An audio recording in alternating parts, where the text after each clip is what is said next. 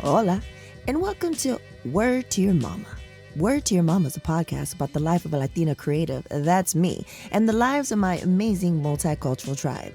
A celebration of shared experiences navigating this dynamic world. There will be special guests, mad laughs, and absolutely no BS. Segments by the Supernatural Bear. That's my little man. He's 10 going on 40 because he's an old soul. But other than that, this podcast will be explicit. Please believe it. Now, why do I have a wide range of peeps on here? It's because I come from the music, art, and Web3 industries. Word to Your Mama comes out every Monday. This is episode 135. Today we have Courtney Running Fox. She is a multidisciplinary artist, mother, and she is based out of what we know now as Canada. She is part of the Blackfoot Indigenous community. And we attempted to record, we actually recorded a full-blown episode maybe about a month ago. But the powers beyond us, the powers that be, said, nope, it's not going to go down.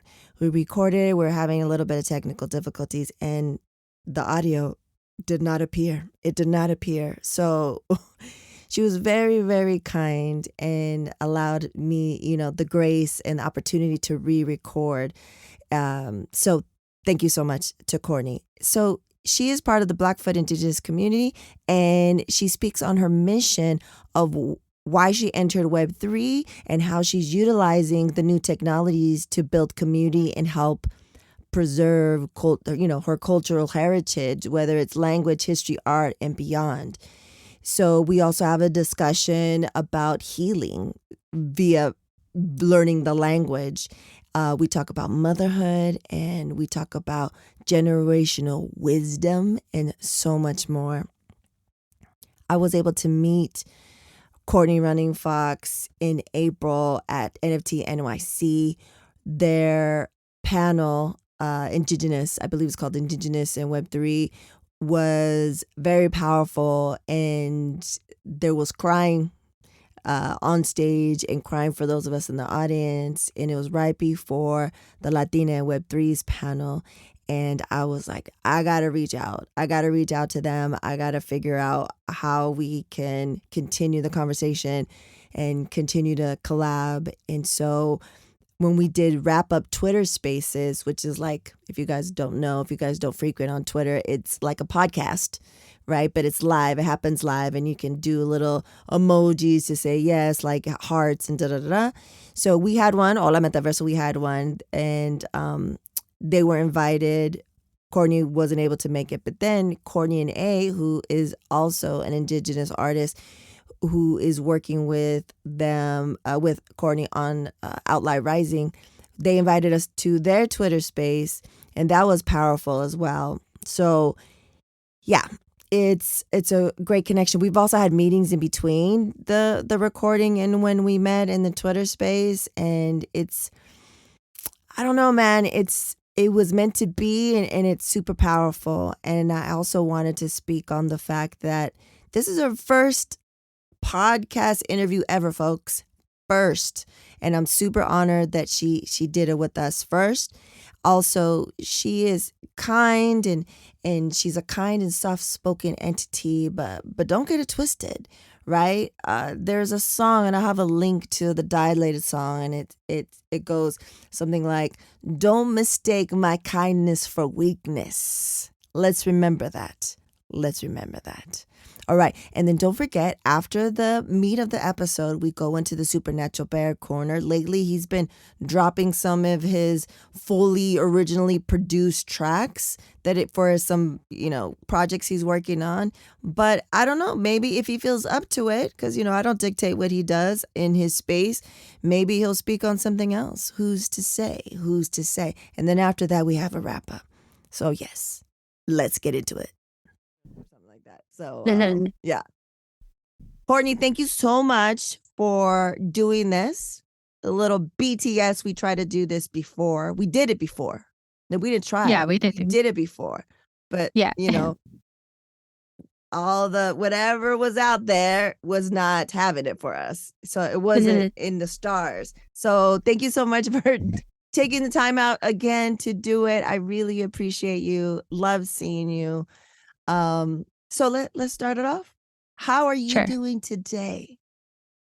I'm doing good. I have a little, like, I'm getting over a cold, what it, like that really husky cough. Yeah. And yeah, but I'm doing good. And it was Indigenous Peoples Day yesterday. So there was a lot of events happening. I actually would have been in Vancouver if it wasn't for childcare today. But things work out the way it is. My littlest one went to orientation for nursery on Tuesday or Monday and Tuesday, and I didn't leave him. The first day he cried, he hugged me and he cried and he was Oh, like, "Don't leave, mom, stay with me." So the teacher said, "Try again tomorrow." And on Tuesday, I just stayed with him the whole time and he had so much fun. And I think he will enjoy nursery because it's only for a few hours during the day. yeah. So I think he will enjoy it because he's always like, my friends, like, I want to go play with my friends, like every little person we see. So yeah, that's how I've been. Oh, well, I hope you feel better. And last time your little one was sick, and now you're getting over being sick. But I totally understand that transition phase for the little ones, right? Like they don't want to let go of you. And then pretty soon they're just gonna be like, peace out, mom. Yeah. Yeah. I think about that day and I think it'll be harder to actually let them go when they're ready. Oh So yeah.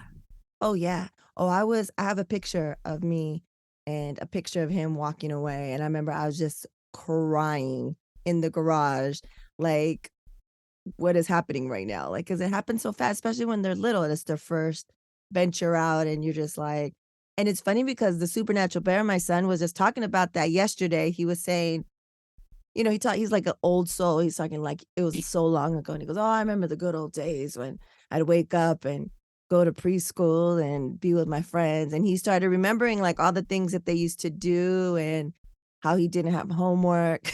He was like yeah. reminiscing on those days.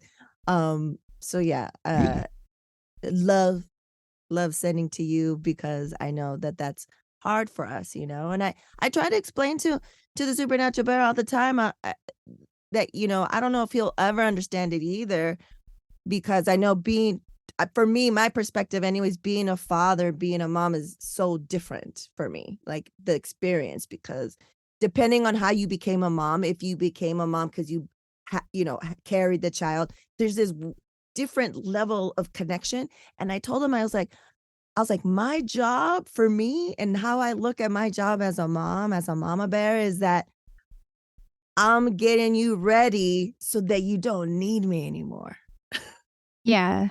And it's That's true. heartbreaking, and Yeah. I don't know how you feel, but especially having, boys or little humans that identify as boys, like that's that crazy connection, love bond. It's like this special little thing. And oh my God, I'm gonna start crying. I don't want to start crying, but Yeah. you get it. Yeah. I understand. I think motherhood is just a whole different emotion. And I think like ultimately it's just that unconditional love and like, yeah, they're a part of you. So you never want to let them go. But yeah, I always think about that. And my mom will always tell me, like, you think it's hard right now. Like, it's going to be hard, like, when they're your age. Like, I have to, like, pray every day that you guys are fine and make the right choices. And she said, you have no idea. And then when you have grandkids, she said, like, that's another whole worry. Um, but yeah. So, Yeah, no, I get it. I mean, yeah, people are telling me because I'm an older mom, and so my supernatural bear's young, but friends of mine have adult kids are like, "Oh no, I thought I'd be done. This is like next level." It's that having to let go enough for them to live their own life and make their own mistakes, and you just have to like kick back and not yeah. maybe not say anything, unless it's like dire or something. And I'm like, oh my God, I can't imagine. And being already through when they're in heartbreak of some sort, oh my God, it kills me. Like you just want to take it all away and you can't. Anyways, Yeah. mamahood levels, mad levels. But it's a beautiful, but all that to say, it's a beautiful thing. Yeah. I'm here to say that I never wanted to be a mom, and here I am, and I think it's the best thing, one of the best things to ever happen to me, as far as to help me with my personal growth and to be a better person, to learn, to have them as a little mirror, as a little Yeah. reflect, to show you who you really are and how you need to improve or how you should improve, all that good stuff. But yeah, so to mamas all around the world, Yeah. kudos to you. Okay, Courtney. So that's how you're doing. So let's let the people know where you're born and raised.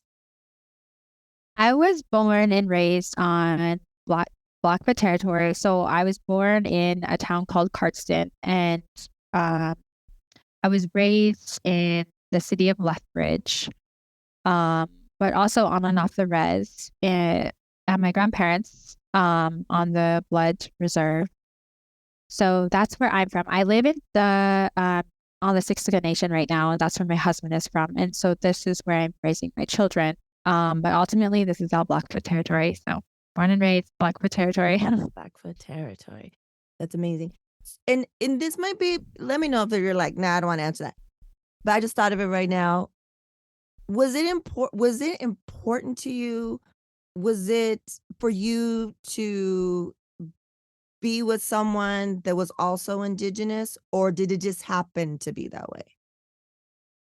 I think it just happened to be that way because of where I live and just social circles. I think if I think about it, I am like, I wanted I want my children to be with Blackfoot or Indigenous, but it's up to them. I'm not like, but I just want am I whatever? Like, I don't know the word, if I want our line to remain pure. Right. But I mean, it just worked out that way. And yeah. Got it. Yeah, I was just wondering, and it makes, I think it makes a difference, right? It's like different if I were to talking to someone else and they're like, I want them to stay within the same. Like, I feel like there's, I don't know what the word is either. A purpose for wanting to have that because of the history of Yeah. indigenous around the world. Do you know what I'm saying? Yeah. It's like it's another level. It's not where people are like, oh, that's so racist. Like, no, like I think there's levels to this as well. So I Yeah. get it. So that's why I just wanted to ask, like, how was it a conscious thing or just happened to be that way? But I totally understand what you're saying. So what would you say? Because all of us that are, you know, marginalized, there's a couple of ways, depending on how you were raised, that you go. Sometimes there's that fork in the road, right? When you're an adult, and you can make your own life.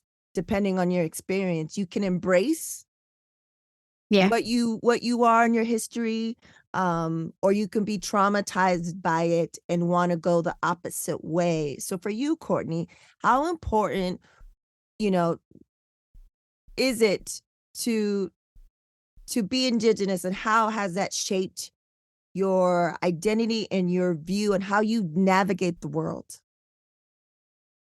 Um, I think that's a big question to answer.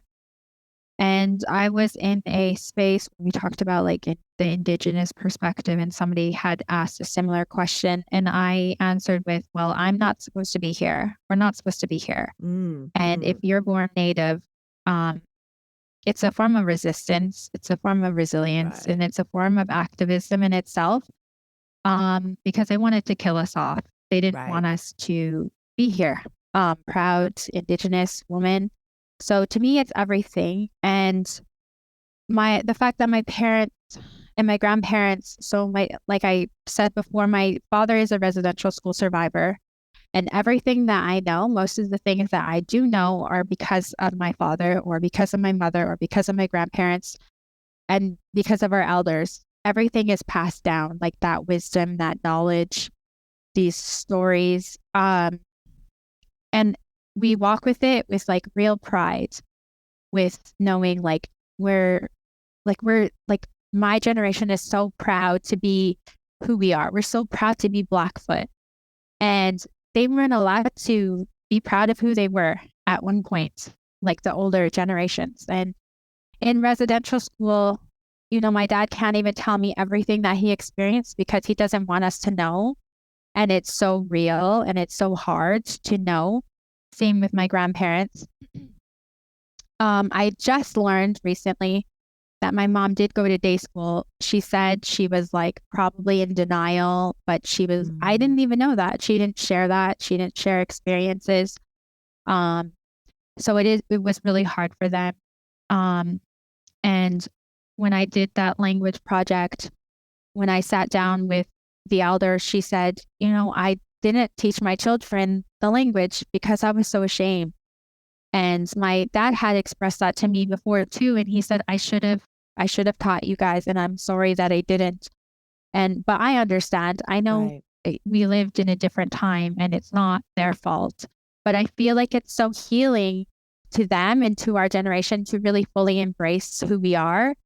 And so being Indigenous to me and my view on things is everything.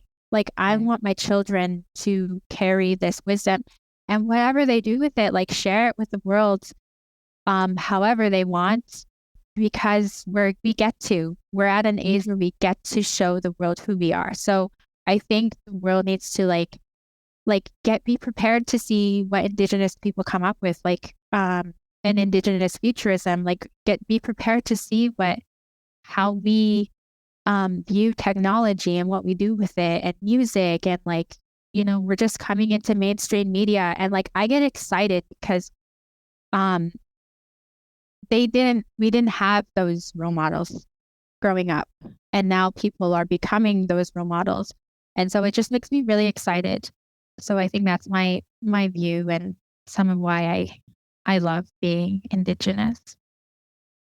Great, because it's so important. And I love what, meeting you and who was also a guest who will be on a future episode, and the rest of the crew at NFT NYC. And before we get into that, and before we, because I want the people listening to know more about the language project that you spoke of, is what is the answer, the long or the short answer when people ask, what do you do? What do I do? Well, first, I'm a mother, but also I'm a graphic artist. I don't know what I Googled the terms the other day. I was like, I better have an answer for this next time because I do multiple different art. But mainly right now it's just the graphic art or graphic design. I do work with the Outlaw team.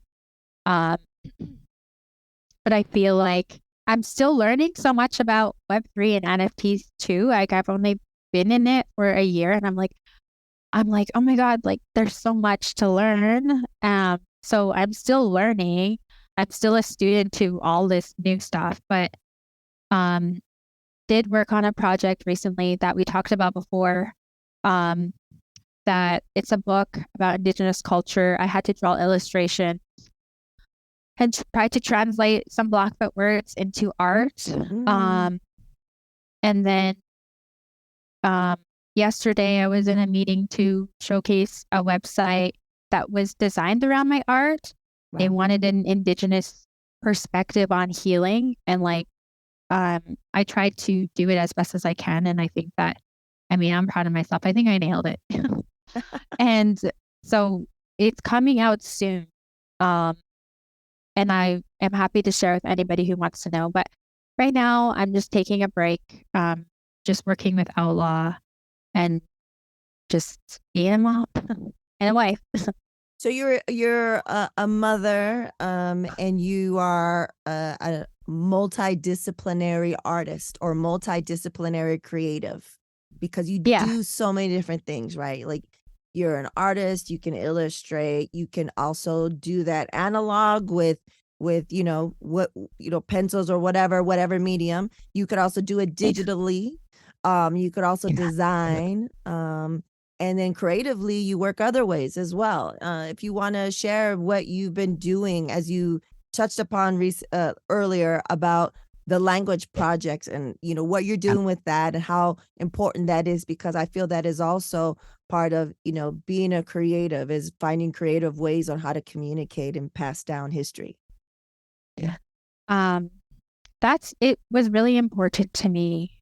And the fact that I was able to do that, it was something close to my heart. But I think it was really like the realization that I don't know my own indigenous language. Really kind of like it's painful not to know. I think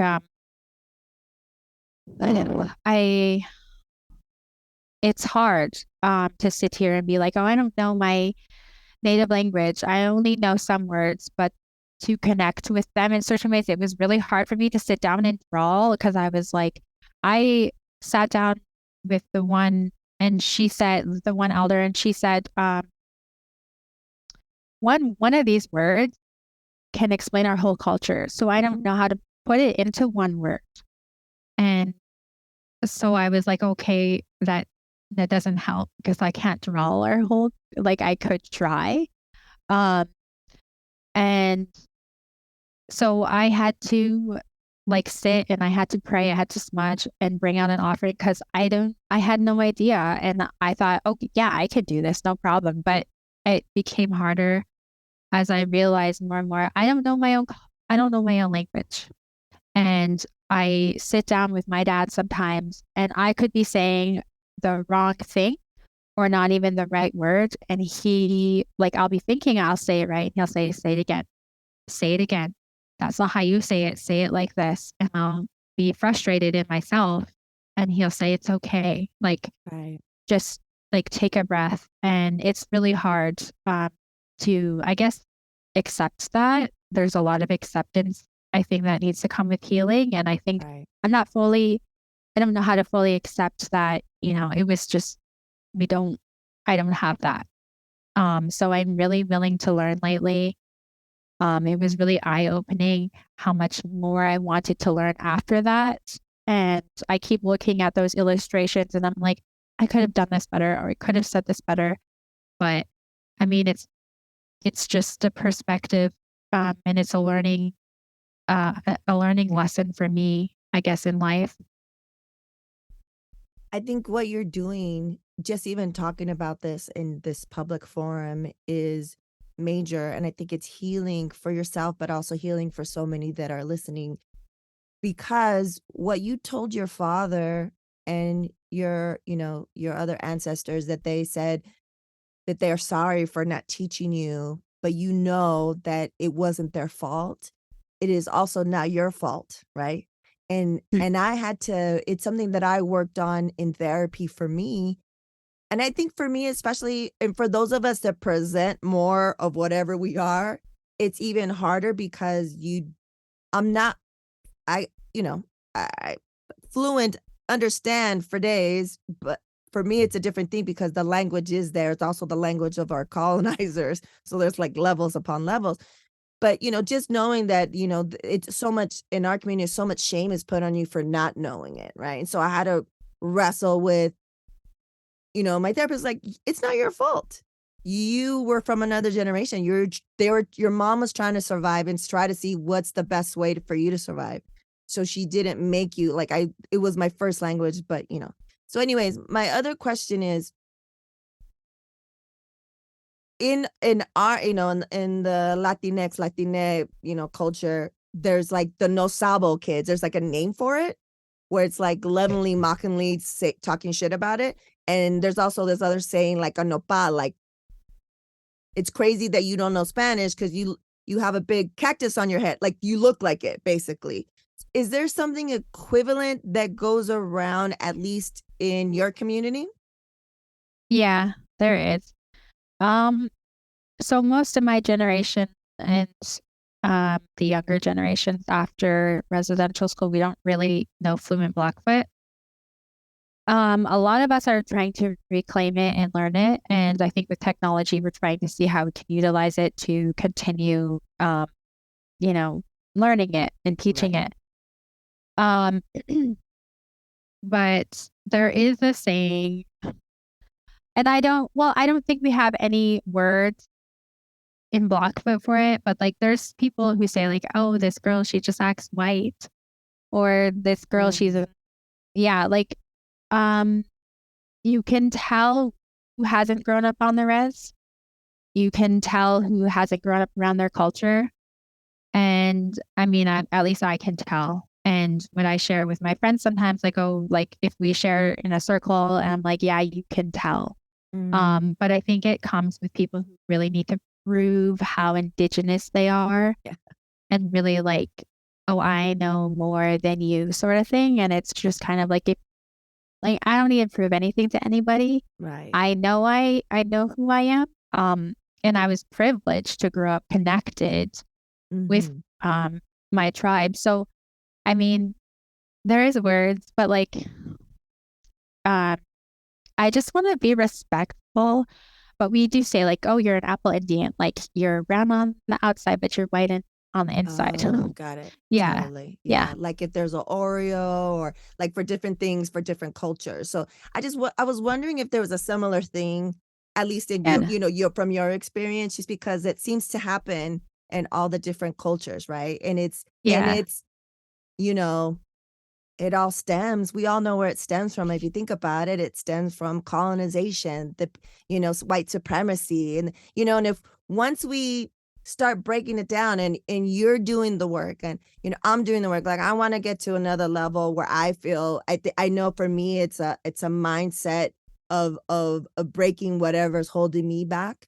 And you're doing amazing work because you're healing yourself, but because you're doing a public project, you're helping so many others and future generations to learn and preserve the language, right? And you and I met at, like I mentioned before, at NFT NYC because you were on a panel, a beautiful, gorgeous, all indigenous panel. They put everybody together, but at least you guys were there, and it was right before the Latinas and Web3 panel. So it was a lot of love. It was a lot of energy. It was similarities that we, and the meetings and the talks that we've had so far. So speak on, if you can, briefly, why Web3, why the new technologies, and how that connects. Like what are the intentions? Is I know for sure, people probably know for sure, it's not the money grab. So what is it, Courtney, for you?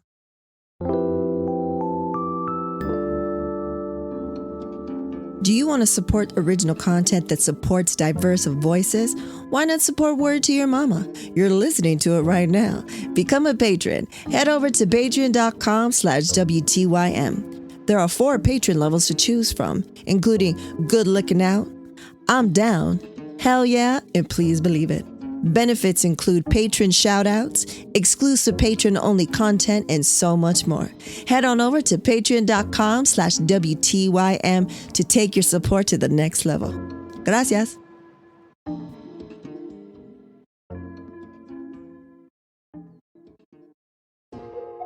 Many of us have heard of the devastating passing of Hurricane Fiona through Puerto Rico, but not many of us know of ways, or better yet, trustworthy ways to help and contribute to those in need. Fiona a través de los ojos de los niños is an NFT project featuring art made by children of the nonprofit school Flor de Loto in Ponce, Puerto Rico. Through their drawings, they've expressed their feelings and fears which they went through the hurricane. You can help these children, their school, families, and communities by minting one of their NFTs at helppr.xyz. You can also help by sending crypto directly to their wallet listed on the website, or do a donation through PayPal.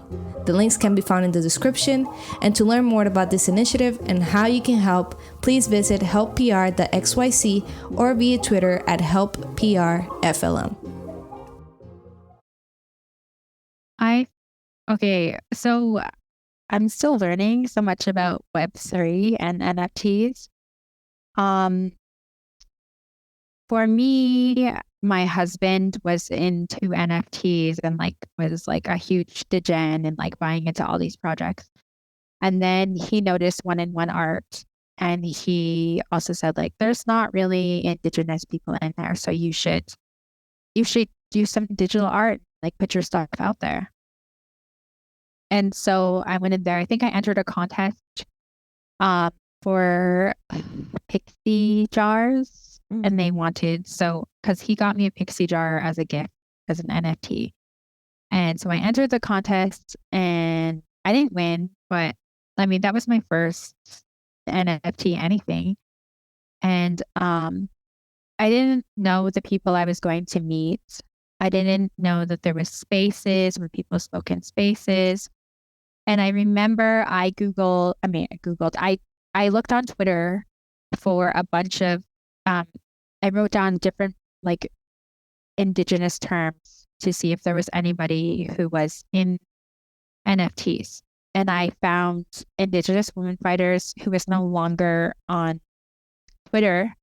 But I had found them, and I think one of the girls was from Hawaii and the other girl was Filipino indigenous. And I had connected with them, and like that's how it started. Like I just started connecting with other people, and I noticed that when people talked about indigenous culture and spaces, it wasn't as authentic, or they didn't know how to answer certain things. And I was terrified to speak in spaces. So, but I was like, I know this, and if I don't speak it, then they're never gonna know. Right. So I started building the courage to speak in spaces, and that's how I found Sandra or Baron Art, and she had these spaces to help people like with their social anxiety, their fear of speaking in spaces. So I would go to those constantly, and I just started finding out where I belonged, I guess, in the NFT space. And I started creating my own artwork. That was really talking about me connecting back to my spirit, my healing journey. So it was really about, I guess, myself, and the growth that I've accumulated throughout the past year, because it's only been a year. And the people that I've met, like it's really the community. A has been, I mean, just a really big support through everything. I really feel like we were meant to meet. And yeah, like it's just the people, I think. And the more I learn about it, I wanted to try and put my parents' knowledge into the blockchain so that it stays forever, because I always tell them, what am I going to do when you're no longer here? Because every time I don't know the answer to something, I go and I ask them, or even if I do know it, they know more than me. And like, I want to keep that, and I don't want it to ever go away.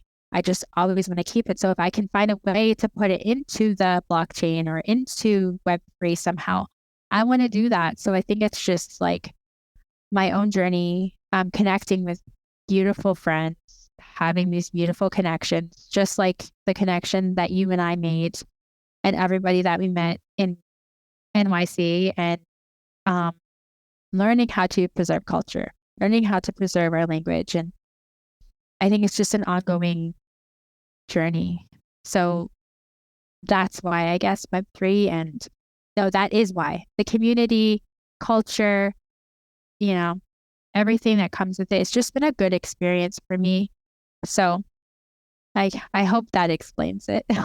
Yeah, no, for sure. And, hearing you guys, your panel speak, and the way you guys showed up for each other and the way you guys represented on stage. And I mentioned it when I was talking to A, and when we talked before, is, people were crying, we were crying, like we felt it, because it's for others that aren't marginalized. I think we're similar in that way. Both of our groups, we don't take this opportunity lightly. For me, I was like, okay, I haven't spoken in person I've been doing live speaks, but because the pandemic has been online again. So I got used to that, right? Where you have your notes on the side and no one could see you.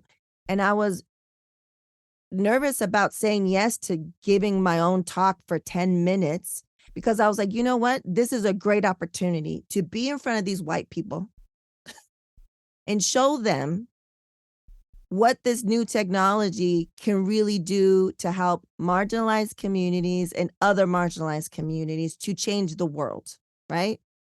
To show them that we're not here just for the same, the same reasons. And so seeing and hearing your panel and feeling your panel, then because the research that I had done for mine, it was for how to empower and onboard marginalized communities, how NFTs can do that. When I did my research, I had 10 minutes. I was like, what can I do? And I was like, okay, I'm going to show them how this can be happen with social empowerment, creative empowerment, and economic empowerment. So for the social empowerment, it was, a mutual friend, an artist, another Indigenous artist. And I wanted to show what it could do for Indigenous communities around the world. And what you talked about is exactly what my research came up with and what I feel we could do for all marginalized communities, right? It's, and I mentioned, especially for Indigenous communities, we are mostly all marginalized communities, especially in communities of color, is we pass down history orally, right? From our elders, that's what we do. That's we've always done. And now I called it in the presentation, like on Web3, have an archive that is different from having your shit on the internet, right? It's different because there's a receipt. Yeah. It's a ledger showing ownership, right? And the excitement that I felt knowing what can happen for Indigenous communities, because you can take ownership of land, of language, of designs, of preserving cultural history artifacts and be like, nah, right here, ours. We've been here. You guys try to take it. No more. Like, that's the power of the shit. And I don't think people understand. Like, there's so many people, and I'm sure you feel the same way or happens to you in my family, that they're like, they have no idea what I'm doing. They have no idea what I've been doing for the past, year and a half, 2 years. And I've tried to explain, like, this is so important. This could be the beginnings, a tool used for a major cultural shift on so many levels, right? And I feel like people don't understand that enough. They'll get it, but it's people like you, Courtney, that are going into this space with a mission. And I always say the mission's bigger than us. For not just us, it's not for me. I'm not doing it for me. I'm doing it for all of us. We're doing it with community, for community. So that's what's important. Okay, so Courtney, let's go into the questions and comments from the audience. And then I think that after that, I think that will go into directly really well for you to tell the folks about Outlaw Rising. So the question and comments from the audience is, what does representation mean to her? I think you touched upon it a little bit, but this is maybe a little bit more specific. And tell her I say I love her. And that's from creator, entrepreneur, illustrator, artist, Lucia Diaz, that you also met in NYC NFT NYC. Yeah. Can you repeat the question? Sorry. What does representation mean to her? Well, firstly, I do love Lucia, and I really enjoyed meeting everybody at NFT NYC. Representation is just letting people know that we're here. We're still here. Proud Indigenous, deadly warriors. I learned something recently, because I wanted to share this. So I'm from the Blood Tribe, and it's also known as Gay Night or Many Chiefs. But I was telling my dad, I was like, so the Blood Tribe, why were we called the Blood Tribe? And he was like, because we were known for blood. And I was like, oh, That's really cool. Like, yeah, Blackfoot people were known as lords of the plains. We were deadly, fierce warriors. And I want people to know that. Like, with representation, I want people to know that. Like, if it wasn't for, you know, like the buffalo being taken out, like if our people weren't starving at the time, who knows what would have happened. And our people didn't surrender. We signed the treaties. They didn't want to fight us because they knew how deadly we were. And so that, I feel like that's what representation is telling people, like, these are our people. Like, I'm here to represent, I'm here to educate. I'm here to showcase what our people can do. I think that we need to start acknowledging that and acknowledging that we're not just Indians in the past. We're here. Right. We're utilizing the technology. We're growing. And I think it's really important. And I'm excited. I'm excited for the future. I'm excited for what future generations are going to bring. And I think it's so healing. And yeah, so that's representation to me. Sure. I love that. I love that you want people to know, like, yo, we're here. And also, guess what? We're here. We never signed the treaty. They feared us. That's our legacy. That's who we are. That's who we were. That's who we continue to be. Like, don't get it twisted. You know, this is the reality. This is our history. Look it up. And we got that that same tenacity, passion, you know, in us. And that's how we move forward. But now we just have different tools and different methods. And there was a beautiful Twitter space after, you know, like the bridges being built since we've met at NFT NYC. We had a Twitter space. Hola Metaverso had a Twitter space. We had you guys on. You weren't able to make it, but A was on. And then you were kind enough and graceful enough to let us be guest on yours. It was great. We talked about so many necessary things in an honest, rough, rugged, and raw way, in a way where it was a safe space, so we could speak in that way. And it reminded me then, and this reminds me now of someone that reminded me that we always think about generational trauma. Yeah, we carry all that shit and we're trying to heal. So the healing alone that just two people, you and I, have done, doing so much, is reverberating in so many ways, right? But if you're a group of us, if all of us start doing this healing, is great. But one thing we also need to remember, and it reminded me, and I always try to remember and remind my son, the supernatural bear, with the generational trauma, we also have the generational wisdom, right? Yeah. We have the generational fight, the generational fuck around and find outness. Yeah. We have that. And we can't forget that shit either, right? Let's heal the other shit for sure, because then the other stuff is going to be even that much more powerful. Yeah. You know what I'm saying? So thank you for that. All right, let's get into the not so rapid fire questions, the AKA slow as hell questions. Courtney, okay, are you ready? I think so, yeah. 3 words to describe yourself. Kind, understanding, and creative. Yes. What's the best piece of advice you've received? To choose yourself, because you're the most important person in your life. And I think especially for mothers, because if you're not okay, then your children will not be okay. They feel everything that you do. And so when you take care of yourself, you're taking care of your family.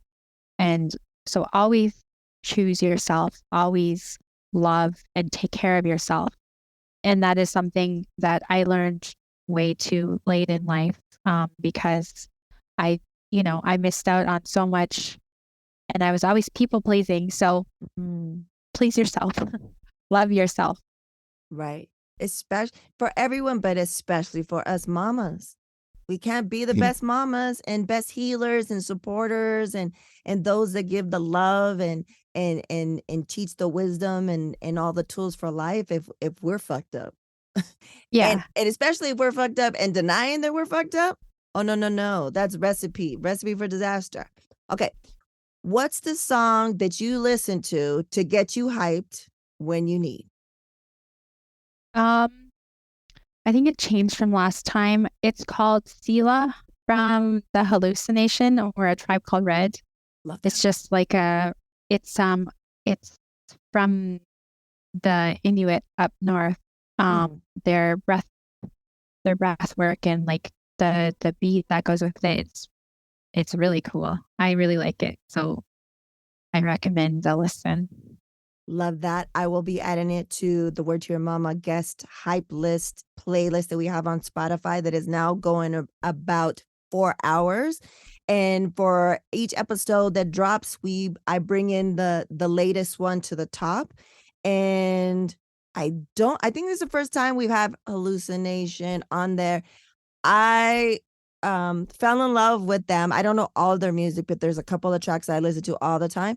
And I wanted to see them live, but it was last year, so still kind of sketchy for me, pandemic wise. I did, and it was in a really small venue in LA.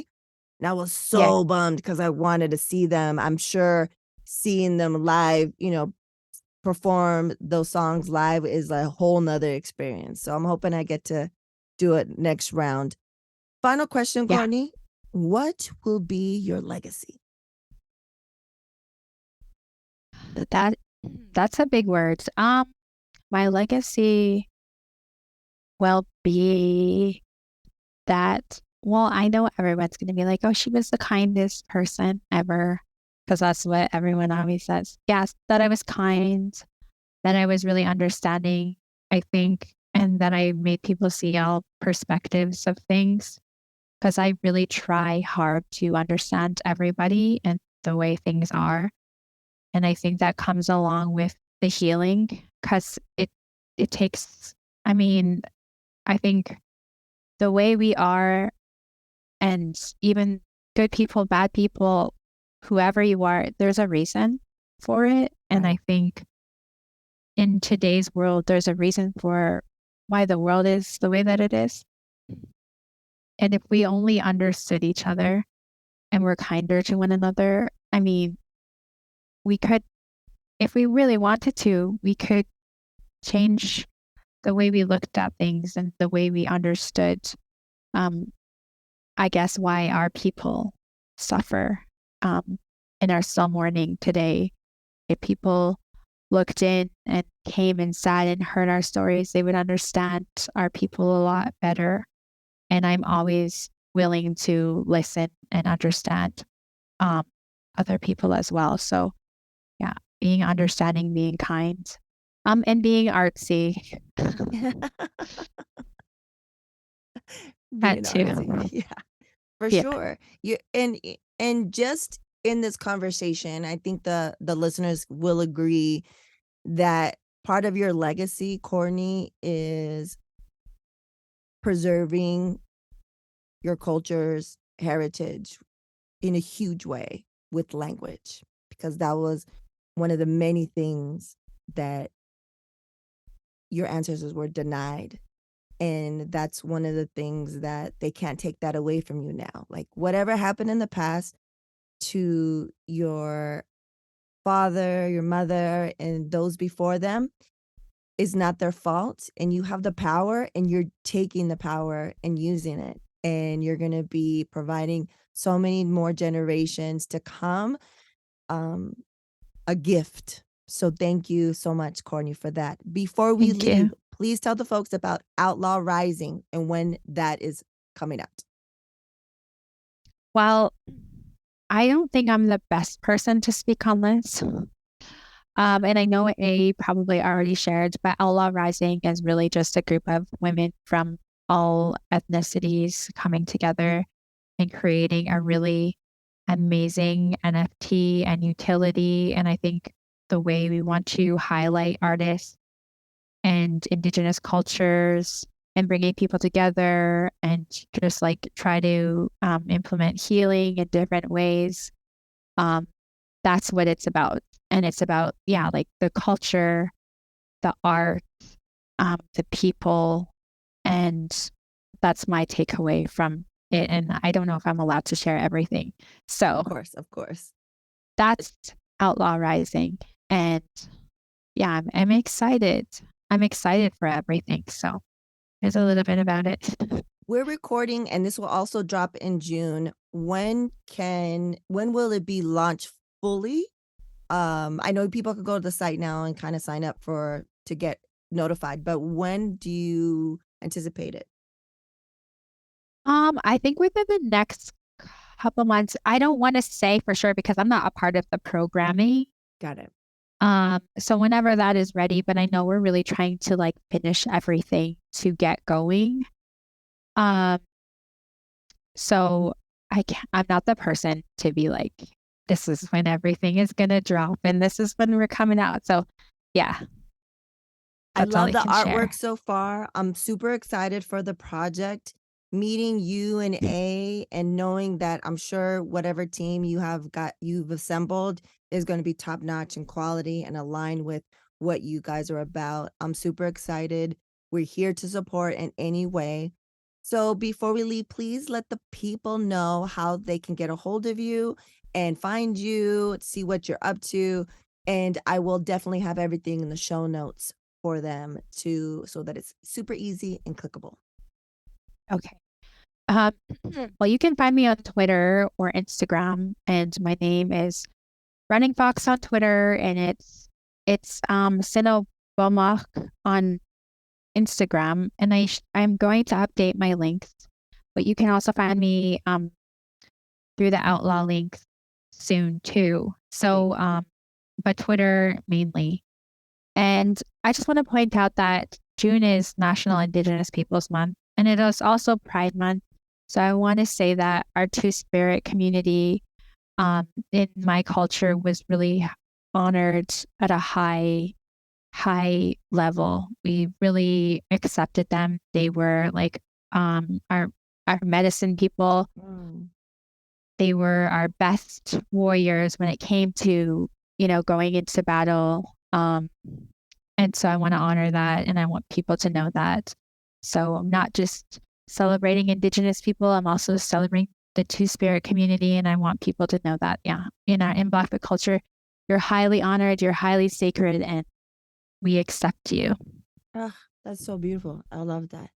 Muchísimas gracias, Courtney, for this redo. Unfortunately, people weren't going to hear the first one, but I think this is even better, right? Because we got to retell the stories, and maybe some new things came up since the last time. So thank you so much, and I appreciate everything that you're doing, and I'm so happy that we're in each other's lives. Excited for the bridge that we've built, and excited to see what else we could do together in the future. Thank you. It was a real honor to be here, and my first podcast interview. Yeah, great. Thank you for letting it be here on Word to Your Mama. And now, introducing the Supernatural Bear Corner. Supernatural Bear.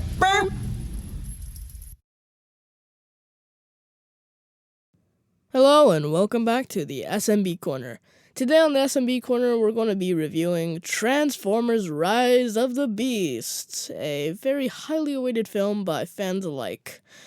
Overall, it's an amazing movie. There are a few minor pacing issues and spoiler warning, but no one listens to this part anyway. Spoiler warning. Scourge's death is just absolutely amazing. It's so beautiful. Like, Optimus does show Scourge the true power of a Prime. Woo! Great scene. Great movie. Pablo, aka Wheeljack. Woo! There's not much to say about it. Besides the fact that's just an awesome movie. It's probably one of my favorite movies of the year. But I haven't watched Across the Spider-Verse yet, so that may change, but who knows? So, yeah, that's pretty much it. Just a short review. Yeah, thank you. And also, before I go, I'd like to say a huge thank you to all of our Patreons who are helping making this possible. You keep the food on the table. You guys help keep the lights on. And you guys help keep the PlayStation 4 running. Yeah. See you guys later. Bye.